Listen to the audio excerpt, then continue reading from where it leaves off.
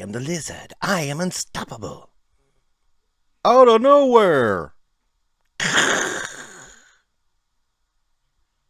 I think I bit my tongue.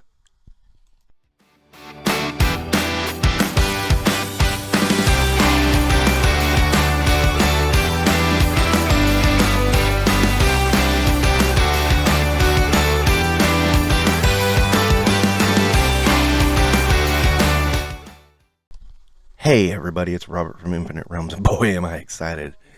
Just in right off the FedEx truck. Walmart exclusive, retro carded lizard. Or Marvel's lizard as they like to say. Whatever. Alright, so here he is fresh out of the package. Lizard is by far probably my favorite Spider-Man villain. Mostly because he was the first one. Him and Scorpion were the first two Spider-Man villains I ever got introduced to. And so those two have always been really high on my list because of that. And now I'm going to focus a little bit on the alter head, because a lot of people are saying this is a first appearance head. Now, it could be me. I have some recollection of the lizard almost having two forms. One being his lizard form, or he's fully mutated and doesn't have any humanity left. And then the other one where he's almost like half Kirk Connors, half lizard, and can think for himself, and he's pretty smart. And the one that everybody's calling first appearance head is the one I think of when I think of that, and which I think is what it's supposed to represent, is the lizard kind of in control, but not totally in control. You know, he's still lizard, but he's got Kirk Connors' brains. So I think that's a little bit of a confusion. I can remember one of the earlier cartoon shows, I think it was in the 60s, did this too, where he would basically mutate into the full-on lizard. So, you know, a lot of people have been complaining a little bit about the lizard can't crawl properly and all that, and I'm not too caring of that. I mean, it's one of those things that's more recent. I think I first saw him doing the crouching moves in the 90s. But still, this really works. This is the comic book version I remember. This is how I remember him. Now, I got to talk about the tail. Of course, it has, you know, a wire in it. And it's really, really cool that you can use it as kind of a cheat to get some really cool poses out of lizard. Like this, you know, you just basically jumping into action.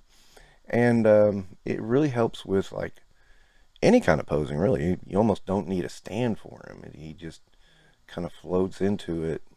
You have to work with that tail a little bit, but you can do a whole lot with it. It's really, really cool. I like it. Going back to the heads, the other thing that reminded me of this was the heads themselves. If you look at them, the one head has white eyes, which are more human, and the more lizard head has yellow eyes, which indicates, you know, he's kind of lost. That was the other thing that triggered me to remember this little factoid.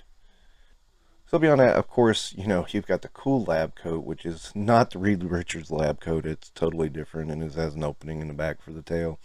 The tail just clips on with, or just ports in. There's a little peg for it, and you just pop it on there, and it goes. It's a really cool accessory, though. I mean, a lizard without a tail would be something bad. And it's a lot better than that articulated tail we got from the Build-A-Figure.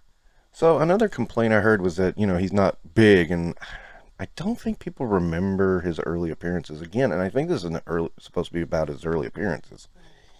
He wasn't that big. He was actually, I think I remember some comics I read that he looked smaller than Spider-Man, but I could be wrong on that. It could be, you know, artist interpretation and stuff. But he wasn't a big guy. He wasn't a big giant lizard. He was just, you know, a man-sized lizard. So I'm not sure when the oversized lizard started being a thing, but oh well. I don't remember him that way, and apparently now it is the case, but it wasn't when I was a kid. So keeping that in mind and looking at comparisons, of course, we have Ben Riley Spider-Man and Daredevil, Armored Daredevil, who I figure are the average size guys. You know, they're about 5'10" to 6'1", 6 foot, somewhere in that range. And as you see, he's just a hair taller than them. But of course, when you stand him next to not Captain America, U.S. Agent, wow. I'll get to that with my U.S. Agent review, but we'll come back to this. Of course, Agent's taller, and High Evolutionary is a little bit shorter. So there you have it. What do I think? Well, honestly, there's not anything I can knock on this figure. I want to give him 5 stars. I mean, even I saw a lot of people complaining about their back of their cards being bent up, and mine wasn't bent up bad at all. So I gotta go 5 stars. I love it. It's like my favorite Spider-Man villain in the way I wanted him to look. His clothes are tattered and gives it that nice. It hides a little bits of articulation, so it's really cool. And pinless joints, everything. It's just awesome to have a lizard this cool. Okay, that wraps it up for Infinite Realms. Hope you enjoyed.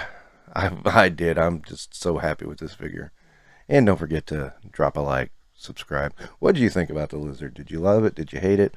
Why? Talk in the comments. Have a good day.